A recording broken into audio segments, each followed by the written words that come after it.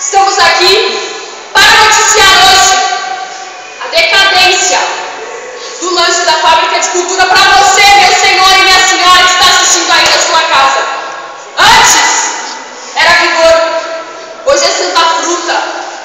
Antes era Cookie, hoje a Balduco só oferece a barrinha de goiaba.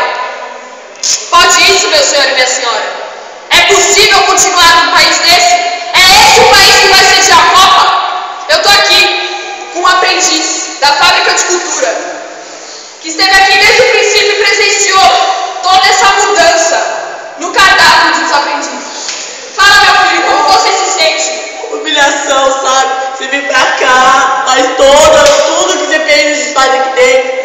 Aí chega pra tomar o lanche, é meio escrito 70% de suco, 30% de água. É mentira, Brasil! Isso aqui não é verdade! Corta aqui pra mim! É a Santa inverteu aqui, ó, leia direito!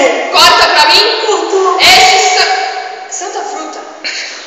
Santa Fruta! Que de santa não tem nada e de fruta também não! Não tem! É enganação, minha gente, só tem sódio isso aqui, só tem água corante e assim a gente vai vivendo. E ainda trocaram essa balinha por uma balinha que não tem gosto de nada. E a bolacha de abissal! A bolacha! Minha gente, não posso. Não dá pra continuar mais assim. É isso. Meu senhor e minha senhora, é essa imagem da indignação